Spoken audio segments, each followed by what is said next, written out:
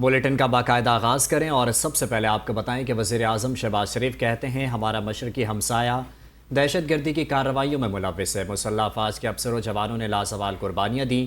پوری قوم اپنی بہادر مسلح افواج کے ساتھ کھڑی ہے۔ مزید تفصیلات اس رپورٹ میں دیکھیے۔ کوئٹہ میں وزیر اعظم کی زیر صدارت نیشنل ایکشن پلان کی صوبائی ایپیکس کمیٹی کا اجلاس ہوا۔ Field marshal Syed Asim Munir, governor اور وزیر اعلیٰ بلوچستان اور وفاقی وزراء نے شرکت کی۔ ایپیکس کمیٹی اجلاس سے گفتگو کرتے ہوئے وزیر اعظم نے کہا کہ گزشتہ چند دنوں میں دہشت گردی کے سنگین واقعات رونما ہوئے، جن کے نتیجے میں پولیس، پاک فوج کے جوان اور شہری شہید ہوئے۔ انہوں نے کہا کہ مختلف کارروائیوں میں 54 دہشت گردوں کو جہنم واصل کیا گیا۔ اس میں کوئی شک نہیں کہ اس فتنے میں ہمارے مشرقی ہمسائے کا بھرپور ہاتھ ہے، ہر لحاظ سے بھرپور وہ پیسہ ان دہشت گردوں کو، ان کی تنظیموں کو مہیا کر رہے ہیں۔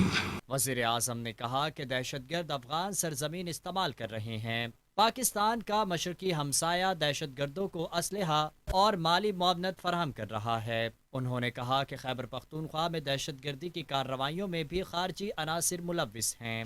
وزیر اعظم نے مزید کہا کہ سیاسی و عسکری قیادت کا یہ عزم ہے کہ ہم نے مل کر دہشت گردی کا خاتمہ کرنا ہے اور دہشت گردوں کے فتنے کے مکمل خاتمے کے لیے تمام وسائل بروئے کار لائیں گے۔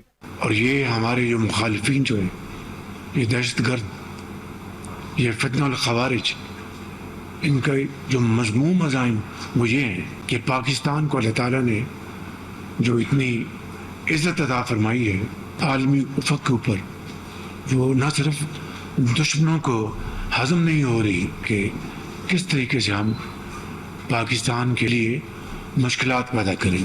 وزیر اعظم کا کہنا تھا کہ پاکستان کی سفارتی کامیابیاں دشمنوں کو ہضم نہیں ہو رہیں۔ گزشتہ سال مئی میں مارکہ حق کی کامیابی بھی دشمن کو کھٹک رہی ہے۔ انہوں نے کہا کہ شہداء کی قربانیاں ضرور رنگ لائیں گی اور پاکستان جلد ترقی و خوشحالی کا گہوارہ بنے گا۔ اجلاس کے اختتام پر وزیر اعظم نے وطن کی خاطر جانوں کا نذرانہ پیش کرنے والوں کے درجات کی بلندی اور ان کے لواحقین کے لیے صبر جمیل کی دعا بھی کی۔